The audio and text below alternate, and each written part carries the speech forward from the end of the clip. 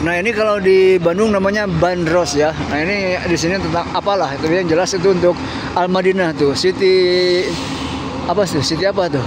City Science String. Nah, nah ini buat sama keliling juga wisata ya. Dan ini adalah salah satu masjid yang memang namanya Masjid Ali bin Abi Thalib. Ya, jadi di sini tuh banyak sejarah-sejarah dengan dibangunnya masjid sehingga tidak ada pengkultusan ya.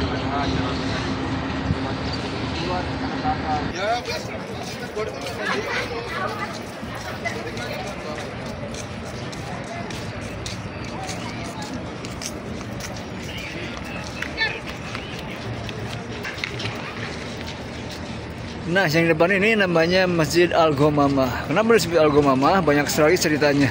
Nah, yang jelas itu aja sebagai bukti bahwasanya Allah Subhanahu wa taala menolong Nabi Muhammad SAW ketika berjalan, salah satunya karena musim panas, maka dinaungi oleh awan ya, sehingga menjadi teduh. Dan yang di sebelah kanannya ini adalah Masjid Abu Bakar. Di mana Masjid Umar? Masjid Umar terletak di sebelah sananya lagi ya, agak jauh dari lokasi dengan Masjid Nabawi ya, sehingga memerlukan waktu lagi. Jadi sepertinya jamaah tidak dibawa ke sana. Dan ini betul-betul sedang pembangunan ya, insya Allah ini proyeknya sampai dengan 2030. Jadi kalau misalkan teman-teman lihat ada tulisan Saudi Arabia 2030, itu adalah target dari mereka untuk melakukan pembangunan baik Mekah, Jeddah atau juga Madinah. Mudah-mudahan suatu saat nanti Allah takdirkan kita semua bisa menikmati semua yang sudah dibangun oleh negara Saudi ini atas izin Allah Subhanahu wa taala. Masya Allah, begitu banyaknya ini. Ya Allah, ya Allah.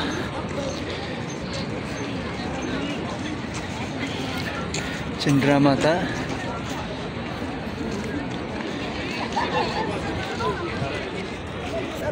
Mantap.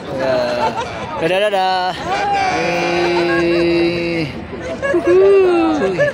Pak Haji, satu kata. Sehat. Sehat.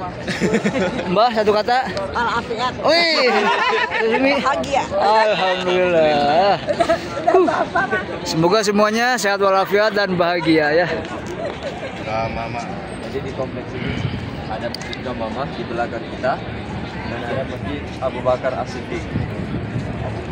Jadi ini kurang lebih sama dengan Ali bin Abi Thalib yang tadi. Di sini tanah lapang dulunya. Kalau orang mau salat Id, salat istisqa, salat Id namanya itu keluar ke tanah lapang di bagian sini. Jadi namanya Abu Bakar As-Siddiq karena Sayyidina Abu Bakar As-Siddiq radhiyallahu anhu yang pernah memimpin salat di sini. Yang di tanah tadi sahabat Ali bin Abi Thalib. Nah, adapun Masjid Ghamamah ini punya cerita tersendiri. Namanya Ghamamah. Ghamamah itu kalau dalam bahasa Ini mau ikutan dengerin, padahal nggak ngerti kayaknya, dia kan orang Turki kalau misalnya. Jadi singkat cerita dulu pernah kota Madinah ini dilanda kekeringan.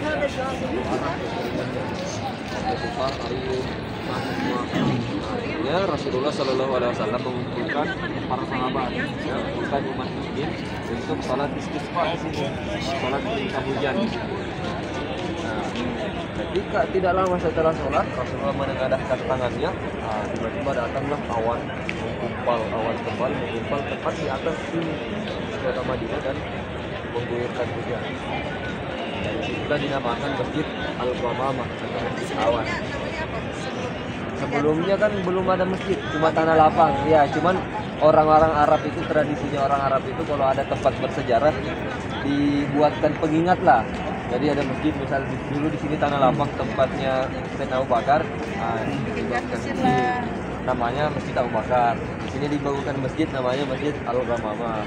Bahkan dalam satu riwayat pernah ketika Rasulullah memimpin sholat, kalau tidak salah sholat Jumat atau enggak sholat Id, waktu itu matahari terik, tiba-tiba Allah mendatangkan awan tebal untuk menaungi para sahabat dan Rasulullah yang sholat. Ya, dari sini juga dinamakan Masjid Al-Ghamamah.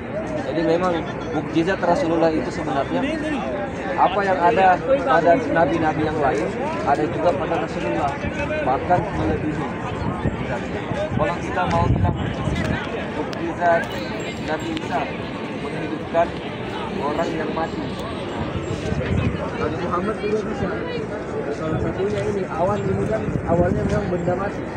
tapi Allah berikan kehidupan untuk kita selama-lamanya. Kalau Nabi Isa menghidupkan manusia, itu kan dulunya hidup.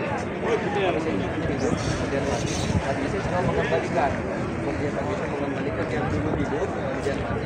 Muhammad Shallallahu Alaihi Wasallam memang tak pernah hidup. Awalnya itu memang dari dulu dia akan mati. Lalu berkat Rasulullah, Allah kasih kehidupan. Bahkan dalam satu cerita yang lain, pernah ketika itu Rasulullah sudah memiliki mimbar yang baru. Kita tahu sebelumnya Rasulullah itu menggunakan tongkat dari melepas kurma. Ketika mimbar itu sudah ada, Rasulullah tidak menggunakan melepas kurma ini lagi. Ketika cerita waktu itu Rasulullah sedang berkhutbah, tiba-tiba terdengar suara tangisan di luar masjid. Suara menangis besar sekali. Sampai para sahabat ini semuanya mendengar ada yang menangis. Ketika diperhatikan ternyata yang nangis itu melepas kurma.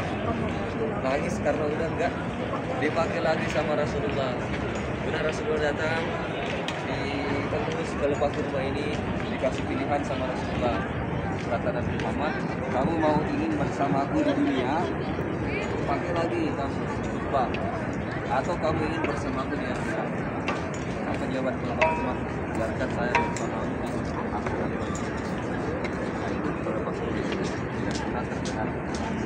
Ini salah satu mujizat juga. Menangis ini kan sifatnya makhluk hidup. Iya, nggak gimana mungkin kayu ini bisa nangis kan? Nah, itu salah satu mujizat Rasulullah Sallallahu Alaihi Wasallam. Foto sendiri dulu biar ada foto profilnya nih. Di kerudung ini. Di Kuba juga masih kosong.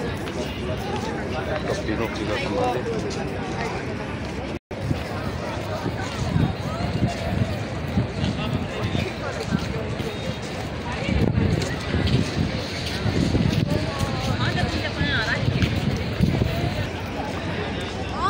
Alhamdulillah sampai ketemu lagi di liputan berikutnya, dan insya Allah kita sekarang mencoba untuk ke Masjid Kuba dengan pakai jalur yang berbeda. Kalau kemarin kita pakai bis, nah sekarang kita pakai seperti mobil inilah, mobil golf ya, hanya 10 real. Dan insya Allah luruskan niat kita mengejar pahala, insya Allah mendapatkan pahala seperti melaksanakan ibadah umroh.